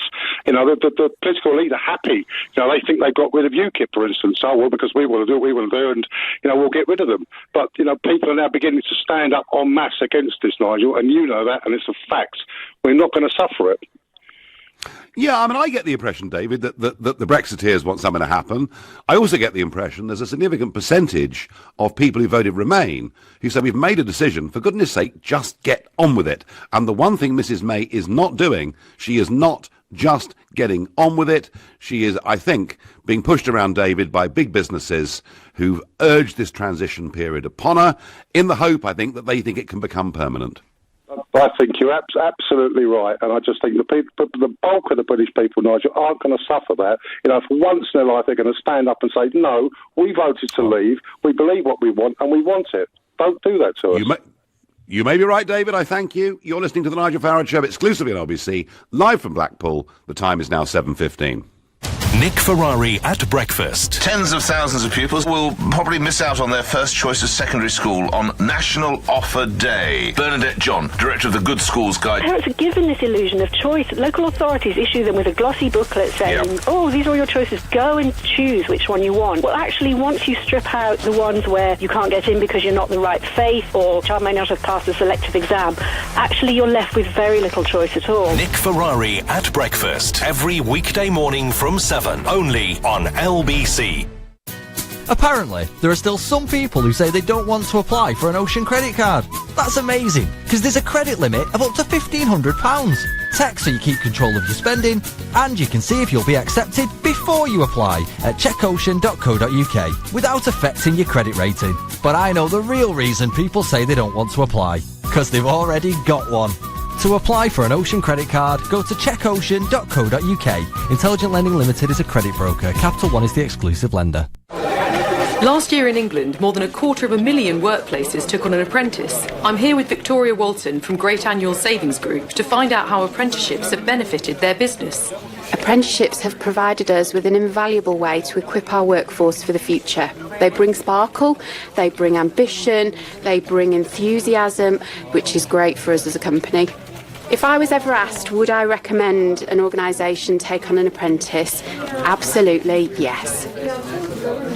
To find out how apprenticeships can work for your business, phone 08000 150 600 for free advice or search Hire an Apprentice. Do you have a pension? Maybe you've got more than one. How do you know if they're in the right pension funds, making as much money as possible for your retirement? Answer is, you probably don't. At The Pension Works, our fully qualified independent financial advisors could add instant value to your retirement fund. Simply text the word YES to 83222 for your free Pension Works health check. That's YES to 83222 today. Your pensions, working harder with The Pension Works. Bing bong! Don't miss the last few days of the winter sale at Oak Furnitureland. Go online now to find a store near you. Hurry, sale must end this Sunday. Your future is here. The Global Academy, a forward-thinking state school for 14 to 19-year-olds interested in a media career. Visit globalacademy.com to find out more. Calling all first-time buyers. Come to Galliard Homes for double stamp duty savings on our brand new apartments from under £150,000. Many available with Help to Buy. Stamp duty was abolished last year for first-time buyers on homes up to £300,000, and we will double your stamp duty saving up to that amount. For example, your saving now on a purchase of £300,000 is £5,000, and we will double that to £10,000. Our market-leading homes are strategically located in and around London, close to stations and the Tube, to ensure you connect to the capital. To buy a new apartment with double stamp duty savings from under £150,000, call 0203 770 6300 or visit galliardhomes.com. That's galliardhomes.com. Galliard, getting you on the ladder. Terms and conditions apply. The Nigel Farage Show on LBC. It's a big day for Mrs May. She's given out some very mixed messages over the course of the last year. She's looked to many of us on the Brexit side to be weak and giving too many concessions. And I think to almost all of us, why are we taking so long? Doesn't she actually believe in what she's doing? I don't know. Jack is going to answer that question for me. He's calling from Whitechapel in East London. He's a brand new caller to the show. Jack, good evening. Good evening, Nigel. Well, I'm not so much a Conservative, I'm a Thatcherite, and we need a leader with that kind of determination not to be bullied. And it's really frustrating from the outside looking in. Now, whether you voted for Remain or whether you voted to leave, I think we're all in this now together, and we need the country to get the best deal it can. And I think we're being bullied, and I don't like it. And I think most British people who Jack, you sort of mentioned the word bullied. I think do you feel we're being sort of humiliated a bit on the world stage?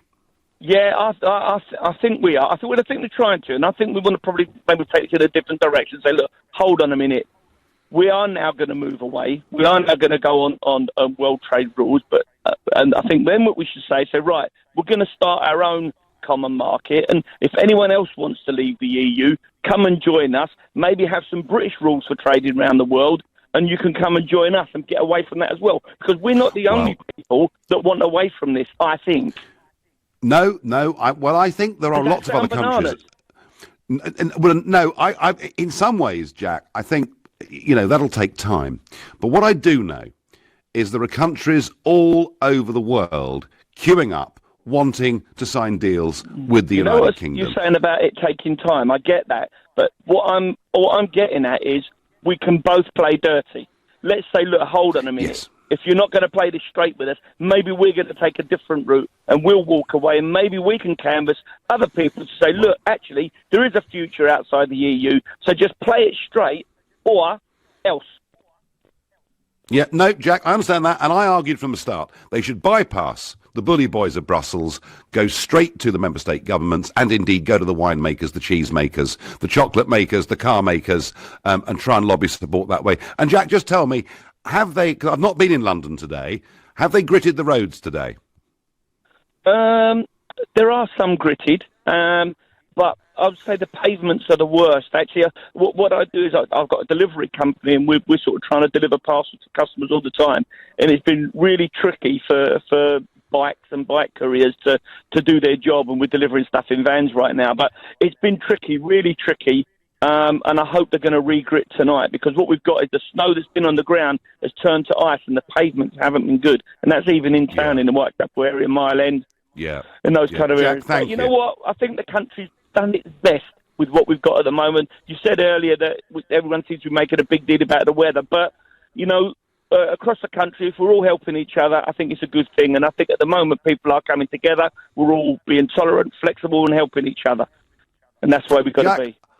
I hope you're right. That's the most positive thing anyone said this week. It's wonderful. Jack, tremendous. Ring again. He was a new caller, and that was great. Sadiq Khan, of course, was on LBC this morning, on with James O'Brien, getting a bit of a tough time, as I understand it, from quite a few callers, and he didn't go into great detail about gritters, etc. But our understanding is there are only 39 for the whole of the Transport for London area. And yeah, sure, you can't have hundreds of them because it doesn't snow very often. It's the first time since 2009, really, that snow has settled in London. But still a feeling from me, looking at those roads at 5:30 yesterday morning, frankly, that more should have been done. But back to Mrs May and what she's going to say. And Hugh, another East London caller. Hugh's calling from Walthamstow, another new caller to the Nigel Farage Show on LBC. Good evening, Hugh. Good evening to you, Nigel. I believe that you probably disagree with me at first when I make my point, but hear me out anyway. I will. We're not going to get it. We're not going to get a good deal, because if we do, then Italy's going to leave, and then who else? Other countries will want to leave if they give us a perfect deal. I believe that we can get a good deal, an excellent deal. We get our full freedoms, and we have complete full access to the free market, etc., sharing information, all of the things. But it is only one way. We need to make an offer that can't be refused, as Donald Trump might suggest. Yep.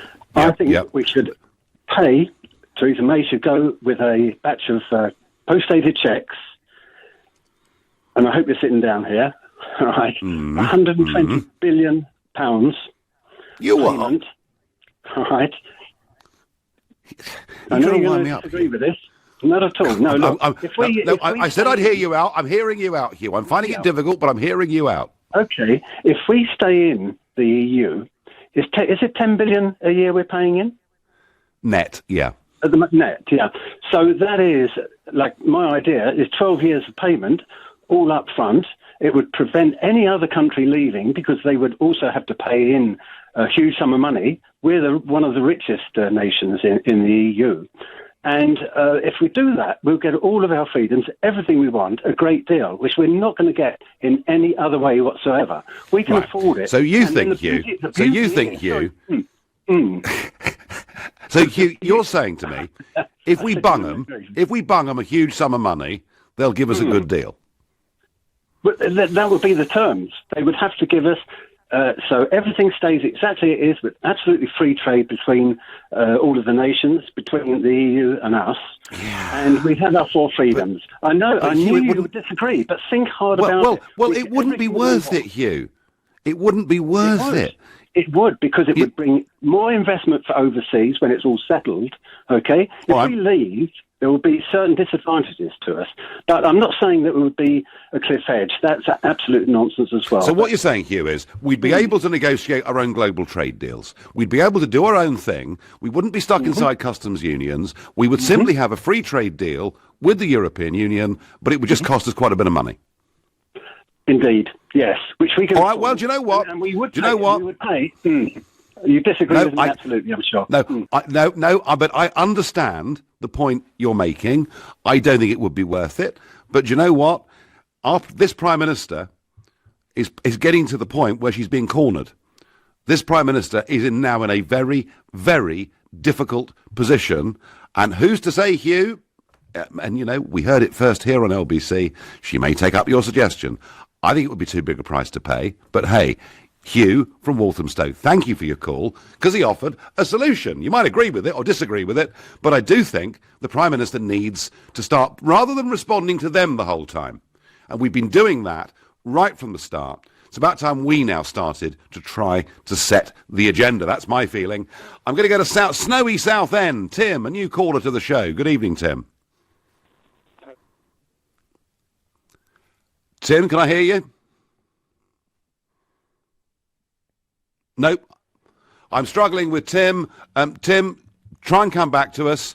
I'll go to Toby and Clapham. Toby, good evening. Hi, Nigel. How are you? I'm okay. So is Mrs May going to move this forwards tomorrow, or will it be another speech full of platitudes and mixed messages? Oh, no, she's going to move it forward, I think. Now, I might end up eating my words, but... Right. But I do... Well, we all have to do that sometimes, Toby. Yeah, we do.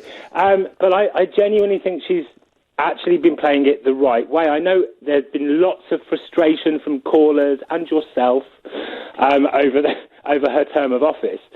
But sure. I actually think she's played it really well. She's she takes every little bit step by step. She allows all of the sort of arch remainers and the people that are trying to oppose Brexit to eat up all the oxygen for a while she's considering. And then she comes through at the end and does something. She did it just before Christmas to get the end of the first stage. I think she's doing okay. Tomorrow will be a defining point I don't disagree with, but I think she's played it reasonably well so far. But Toby, what she agreed to in December was a total giveaway. It was a surrender to all of the demands that were being made of her. To a point, yes, I agree with you. But there is going to have to be some... We can't... I know that there's a lot of we just shut the doors and walk away attitudes, and I'm a Brexiteer, but there is going to have to be some compromise if we're going to get some kind of good deal at the end of it. Okay. Do you think, Toby, she is explaining herself to either the European Commission negotiators or the people of this country in a way that is clear enough? No. Fine. Definitely not. No. Well, do you know what? That actually, above all, is what she could do tomorrow. Yes, to say, this is it. This is it. We are going to put counter proposals down to what we were given the other day, and these are going to be our final offer. If they don't like it, what I said once before, that no deal was better than a bad deal, I know you didn't believe me. Well, you know what? You've got 3 months to sort this out. Now, if she started to talk like that, Toby, we'd all know where we stood, wouldn't we? Don't you think she's already done that slightly this week already? She did it in PMQs when she was referring to the counting. She said that offer is not acceptable. I know, and yet, there is Toby, a little bit of that coming through, don't you think?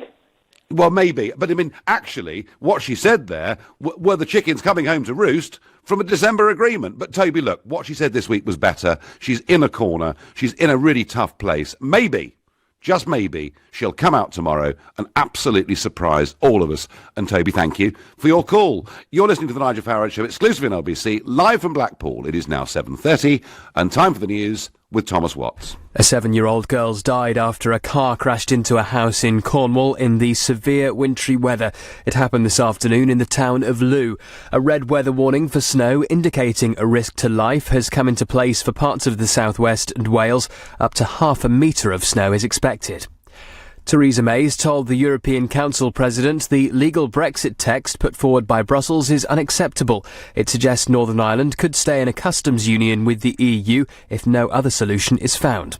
LBC weather in the south, the snow turning heavier and more persistent through this evening with gales and blizzard conditions, blustery snow continuing in the northeast and in Scotland, staying very cold everywhere, a low of -4. LBC Travel, major problems continue because of the weather. At the Dartford Tunnel, they've closed the right-hand tunnel again to remove icicles. The M1 is absolutely crawling northbound from Junction 9 at Redbourne towards 11 at Dunstable South. That's where a lane's closed still after that accident. And now there's been a lane closed on the M40 southbound on the approach to Junction 5 at Stokenchurch because of an accident. Still seeing lots of problems across all of the train networks. Great Western Railway reporting delays of around 2 hours to and from Paddington. There's also no service on the Heathrow Connect for the rest of the day. South Western Railway reporting delays of around an hour across their network. Some networks saying please don't travel today or tomorrow. LBC Travel, your next update's in half an hour. I'm Claire Sharp. This is LBC. TDC Smile in a Day offers a permanent solution to the embarrassment and discomfort of dentures or loose and missing teeth. You can't put a price on it. I know that sounds cliched, but I cannot put a price on the transformation in me that was triggered by having my teeth done. Book your free consultation today. Visit smileinaday.co.uk or call TDC Harley Street on 0203 7334 986. The word would be transformative. Dreaming of running your own business? Why not be your own boss with the support of an established brand? Visit the British and International Franchise Exhibition at Olympia, London on the 9th and 10th of March and discover a wide range of franchise businesses. Take advantage of over 60 presentations, talk to experts and build yourself a better future. For free tickets, go to franchisetickets.co.uk. That's franchisetickets.co.uk. What are the best things about working for yourself? Being the boss? Setting your own hours? Every day is bring your dog to work day?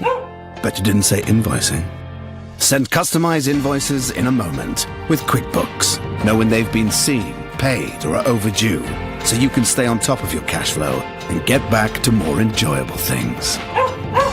QuickBooks, backing you. Available now for up to 50% off your first 6 months. For terms and conditions, visit quickbooks.co.uk. Well, what I love about the Discovery Sport is that it takes us anywhere and everywhere. They'd easily manage to get all our bikes up the mountain, which is handy, seeing as we like coming down them so much. Woo! Venture out and see the very capable Land Rover Discovery Sport at your local retailer. Adventure. It's in our DNA. Land Rover. Search Discovery Sport. Attention all pension holders. If you've been advised by a financial professional to move your pension into a SIP, also known as a self-invested personal pension, you could be owed thousands in compensation. Money Redress are the claim specialist you can trust. Text WIN to 80252 right now. From overseas property to storage units, they're the experts who can investigate your claim. And it's no payout, no fee. Take control of your pension today. Text WIN to 80252. No matter what you want to achieve in the world of business, LBC is the place for you every Monday from 9 p.m. for the business hour. But I am a massive believer that you can continue to hold on to an idea for years, but unless you actually get out there and start talking to people about it and do something with it, an idea is worth nothing. If somebody else executes, they bring it to market quicker than you do. Join Clive Bull for the business hour every Monday evening from 9 with BT, helping you to work where, when and how you want. This is LBC, the Nigel Farage Show. Call 0345 6060 973. Text 84850. Tweet at LBC using the hashtag Farage on LBC. Theresa May's big speech tomorrow. We've heard it all before, Lancaster House, and then we heard a different message, of course, when she was in Florence at Christmas. I called her Theresa the Appeaser for giving in to too many demands, but she's got a chance tomorrow to dispel all of this, to be tough, to stand up for Britain, and to put a deal down on the table that the others would agree to, and if they don't, she'll say we're going to walk away. At least that's what I would like to think is going to happen. I don't know whether it will. But the weather continues to dominate conversations in this country. And joining me now is legendary weatherman John Ketley. Good evening, John. Yeah, good evening, Nigel. And I'm not changing my story. Mine's in stone. Well, this story's been set in stone all week, so I'm not going to change now. Yeah, I mean, isn't it funny? This warning about the beast from the east. I mean, how much warning were we given? About 10 days, John, was it, or more? Well, it probably was a little bit less than that, but it was well set, and it's not something you would have allowed, of course. You would never have allowed something to come in from Eastern Europe, would you, like this? But well,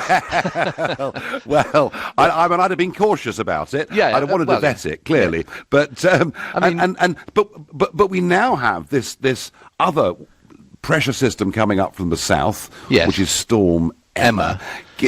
So tell us what's going to happen in the next 48 hours, John. Well, the thing is that this cold air is so deep-seated now across the UK, and there's been so much evidence, Nigel, over the last 72 hours of exactly how bad it can be, because the evidence is on the floor to see it. It's meeting this milder air coming in from Bay of Biscay. It's off Portugal a couple of days ago, and it's now off northwest France. So there's evidence there to suggest that the mild air meeting the very, very cold air is going to produce lots and lots of heavy snow.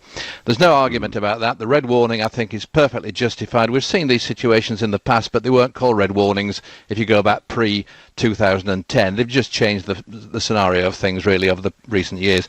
But the evidence is there. The dynamics are right. There will be heavy snow. And of course it's being driven on by these strong winds as well. A bitter wind which will cause huge drifts up against the walls, against Dartmoor and Bodmin and Exmoor, all these sort of places, up into the Brecon Beacons. So I think it's absolutely solid that this story is true to occur overnight tonight, and there'll still be further sleet and snow affecting other parts of the country as it moves northwards tomorrow, but as a weaker affair. At the same time, though, eventually we are going to see less cold air coming in behind it during the weekend, so we'll all see an improvement as we go through Saturday and Sunday.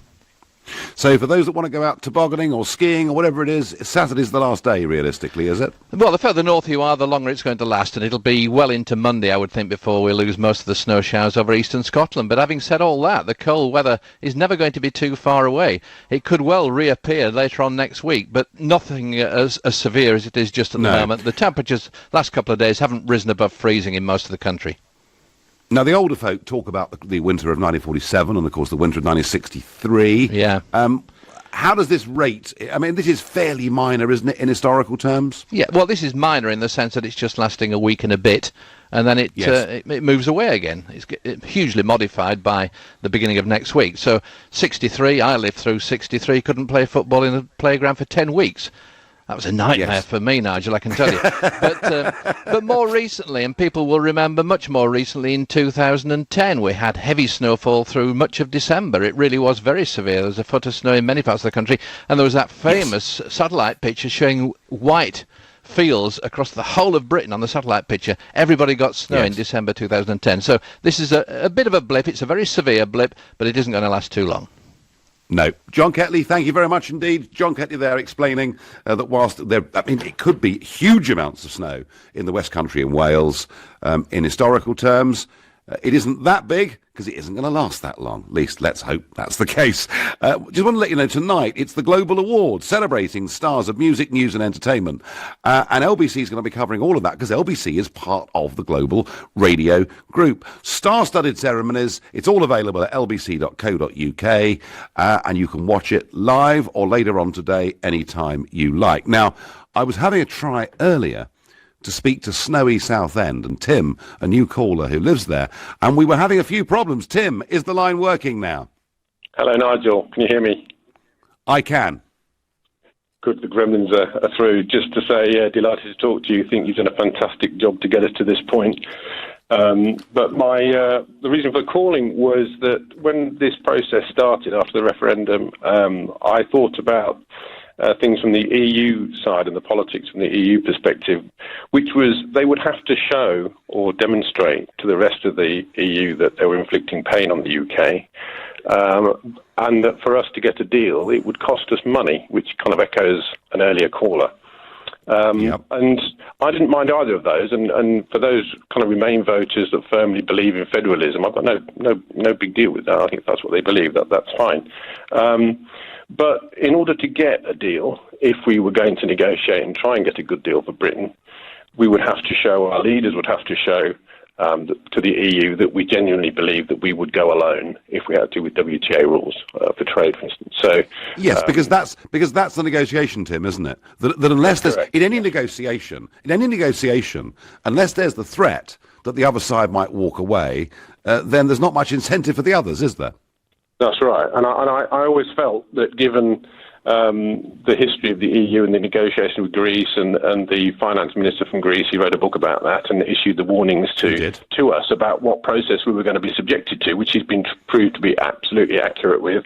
It was going to require courage from our leaders and true leadership, and that requires courage. And I was willing to give Theresa May and the government sort of some leeway, given the politics involved.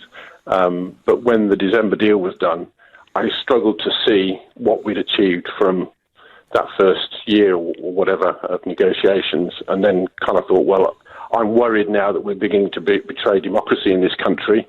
And as a consequence, much to my daughter's hilarity, I wrote a very stiff letter to the chairman of the Conservative Party, Theresa May, Jacob Rees-Mogg and Boris Johnson, Michael Gove, and copied your assistant in as a protest to the Conservative Party that I felt they were actually in danger of betraying democracy in the UK, which would be the first time I think that I'd seen such a thing happen, because people were subjected in the referendum to a lot of fear.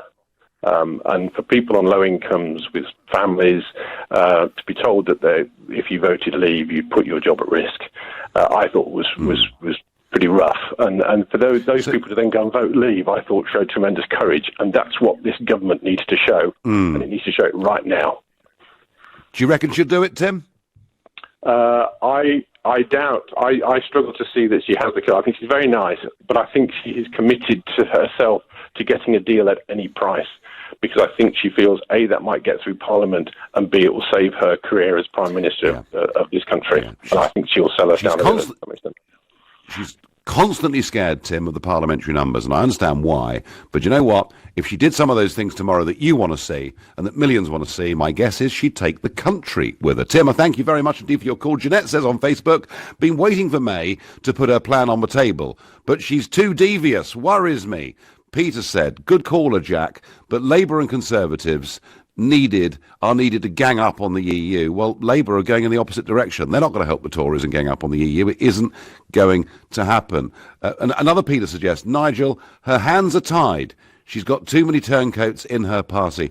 Peter, that is, and I just repeat this point, that while she's got huge problems with a split cabinet, Remainers to the left of her, Remainers to the right of her, and difficulty on the backbenches, including, of course, Kenneth Clarke, who I'm going to be with on Question Time later on this evening. It may be difficult in Parliament, but it's a funny thing. If a leader does something decisive and carries the country with them, suddenly a lot of MPs who were going to rebel suddenly think, oh, perhaps I better not do that. Ian is calling from Morecambe. He's a new caller to the show. Ian, good evening. Oh, good evening to you. I've always wanted to speak to you, and I'm I'm glad to have the privilege to do so. So thank you very much for having the opportunity. But firstly, I would say if you don't get a knighthood, we'll go on to the very quickly. I won't waste much time.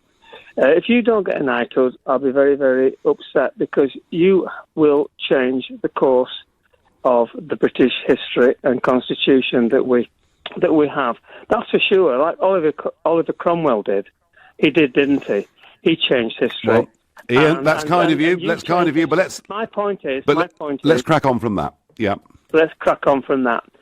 Let's give our Prime Minister just a little bit of space. I'm right on your side. I'm right understanding where you're coming from. But she's in such a tight position at the moment, and it's not very easy for her. And she's not a lady that makes decisions quickly. She sits back, so people call her a ditherer. But I think she deserves a little bit more than that. And she's got 40 billion in the tank when it comes to the things that she's given way on, or seems to have given way on, which could be well negotiated back, given that Barnier thinks that it's going to be a hard border only. I mean, that's just not really going to be the case. Well, Ian, you know, David Davis said, you know, unless we get a deal, they don't get the money. I'd like to hear the Prime Minister say that tomorrow and to be clearer. And whilst you do argue she's in a tight spot, and you're absolutely right. She's in a tight spot. No, absolutely. I'm not disagreeing with that. But the trouble about giving her more time, Ian, is that time is running out. There is a major summit in Brussels on March the 22nd. There is a deadline for these trade talks of October. She's actually got to crack on. But Ian, I thank you for that very balanced view and that very kind call. You're listening to The Nigel Farage Show, exclusively on LBC, live from Blackpool, and it is now 7:45. Coming up at 8 on LBC, Clive Bull. New figures say the proportion of people getting married has fallen to a record low. Is this a cause for concern? And why do you think it's happening? Clive Bull on LBC. Calling all first-time buyers. Come to Galliard Homes for double stamp duty savings on our brand new apartments from under £150,000. Many available with Help to Buy. Stamp duty was abolished last year for first-time buyers on homes up to £300,000, and we will double your stamp duty saving up to that amount. For example, your saving now on a purchase of £300,000 is £5,000, and we will double that to £10,000. Our market-leading homes are strategically located in and around London, close to stations and the Tube, to ensure you connect to the capital. To buy a new apartment with double stamp duty savings from under £150,000, call 0203 770 6300 or visit galliardhomes.com. That's galliardhomes.com. Galliard, getting you on the ladder. Terms and conditions apply. Divorce can be expensive. It affects your finances, assets, home, savings, pension, and most of all, your relationship with your children. It's probably one of the toughest times you'll ever go through. Cordell & Cordell understands these issues and helps men maximise their roles in their children's lives. Call now on 0330 60 60 161 or visit cordellcordell.co.uk. Office in central London. A partner men can count on. Sorry, Mrs. Mills. Your boiler needs replacing. Oh no, what would you recommend? Well, I see you've got a Bosch washing machine. Yes, it's never let me down. Exactly. I'd recommend a Worcester Bosch Green Star 29 CDI. It's really reliable and it's been awarded a Best Buy from Which. And with a Bosch Easy Control, you can even adjust the heating from your phone. So simple, your cat could do it. To find your new boiler, a local installer, and receive up to a 10-year guarantee, search warm as Worcester. Bing bong! Don't miss the last few days of the winter sale at Oak Furnitureland. Go online now to find a store near you. Hurry, sale must end this Sunday. Computers seem alone, but we are not, with capacity to learn for ourselves, like the AI program that wrote this script. At Hiscox, we recognise that as technology gets smarter, so do cybercriminals. Our business insurance gives you access to a network of specialists with expert advice in the event of a data breach. Hiscox, ever onwards. Do you have a pension? Maybe you've got more than one. How do you know if they're in the right pension funds, making as much money as possible for your retirement? Answer is, you probably don't. At The Pension Works, our fully qualified independent financial advisors could add instant value to your retirement fund. Simply text the word YES to 83222 for your free Pension Works health check. That's YES to 83222 today. Your pensions, working harder with The Pension Works. Leading Britain's conversation. LBC, The Nigel Farage Show. Well, tomorrow, it's a big day for the Prime Minister. She sent some mixed messages. Of that, there's no question. She made some pretty big concessions before Christmas and paid a price for it with Monsieur Barnier yesterday. I want her to be up there with a big plan tomorrow. I want it to be unequivocal and clear. They have to understand that she's prepared to walk away from all of this if we don't get something a bit more reasonable than Monsieur Barnier put on the table tomorrow. By text I get, if she dithers tomorrow and there's no clear message, then she is finished. I live in hope, but the EU is holding onto, hoping for a last-minute offer. We need to respond by preparing for no deal. The EU have prepared, we haven't, says Dee. Oh, Dee, I hope they have prepared in Downing Street for a no deal. But I really worry that you might be right.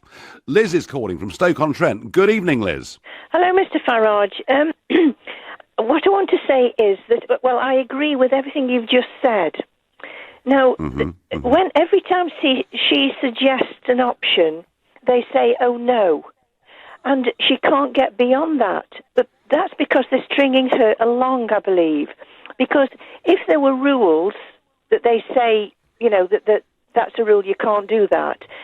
If there were rules, they'd be written down and they would be presented as, you know, a fait accompli, right. If you're going to leave the EU, this is what you have to abide by. But that doesn't exist. There aren't any clauses that exist to keep sending her away with no, with no satisfaction, because they're making it up as they go along, because it's never been done before. Nobody has left before. That's true. That's true, Liz, but I do think Monsieur Barnier did put on the table a pretty comprehensive 120-page document yesterday. And I just wonder, I mean, it could be, Liz, that the British government are playing a very clever game. It could be. You bet your life they are. They've got a lot to lose, because if she wins, if she gets what she wants, that's an open gate for everybody else. She needs to hold fast and bite the bullet and really call their bluff, because they won't know what's hit them. Because she's being intimidated. Liz, she's been presented with a no all the time. Liz, I think that message that she needs to call their bluff is the clearest message I've had from any caller this evening. I thank you. Liz from Stoke-on-Trent, call their bluff. You know, unless we get X, Y, and Z, we're off. We're out of here. It's WTO, and it's you people, and it's the jobs in Europe that'll be lost. It'll be far worse for you than it will be for us. Nigel, Theresa should copy John Wayne in True Grit and throw a load of salt on the EU cowboys. Pity Sadiq Khan didn't think about that for London's roads yesterday morning. Let's go to Frederick in Golders Green. Good evening, Frederick. Good evening, Nigel. How are you doing? I'm doing all right. I'm, like all of us, waiting to see which Theresa May we get tomorrow, because I'm just not sure where we are with all of this. She did look a bit tougher yesterday in the House of Commons, so maybe that's the clue for how she's going to be tomorrow. No, see, my view is very simple. There's only one thing Theresa May can do tomorrow, and that is to say to the EU that we are going to go out on WTO rules. That is the only option available to the UK. For them to give us a good deal will be for them to commit the European Union to destroy, which they wouldn't. Therefore, that is what she has to put forward. It most likely would bring down her government. But then, I say to the working class voters in the north, vote in a conservative government based on the New Deal, and you will get hard Brexit. I said to the 17.5 million voters, vote in a conservative government that has promised you complete WTO rules out of the European Union, out of the common market, out of the Court of Justice, complete sovereignty and control, and you will get that. To the Labour voters or the Remain voters like me, we have a choice. Common custom union with Labour, That is the choice in this situation. There is no middle ground. There is no good deal to be had. No. Okay. No, I think, Frederick, I mean, in a way, as you say, what terrifies Barnier and what terrifies Juncker is that if we're seen to have got out on the terms that we want, how many other countries would join that queue? And that does scare them, doesn't it? Yes, but you will break up the European Union, and it will cost Germany far more than it will cost them in losing trade to the UK. That is the reality. That is why I voted Remain, because I knew the price was high. But we've made a choice. We have to live by it. There's no more dancing around and trying to straddle two walls. It is crunch time, and our government has to make a choice and sell it to the people, and we'll have to buy it or keep it. Frederick, it's a clear message. Theresa May, Frederick and Golders Green says no more dancing around. Get on with it. Thank you. Great call. And interesting, isn't it? There was Frederick. He voted Remain. He was sceptical that we'd manage to negotiate a good deal. But he's now saying, we've made a decision. Let's get on with it. Let's do it. Your big chance, your big day tomorrow, Mrs. May. Peter is calling from Chelmsford. Good evening, Peter. Hello, Nigel. Yeah, I'm struck by the silence of all the businesses in Europe that stand to lose. They have terrific markets here. And their silence with the EU playing games with their future. I really can't understand it. And on your point, which is made about why would they treat us different and other people may want to leave, other people haven't got our massive market for a start off. I think that if we were to get tough with them instead of being on the back foot all the time and say, okay, we may go to world trade rules, we may leave the customs union, okay, we'll agree to that. What that will mean for the EU is that also won't be paying into your club anymore, so that 43 billion will not take place. And the other thing is, we have a deficit, you have a deficit against us, so that means you'll be sending us money every year. So we can then spend that on subsidising our businesses. And also, anybody in our country that's losing and having to pay through extra tariffs, we can compensate them out of the money that the EU owe us. And that argument is logical.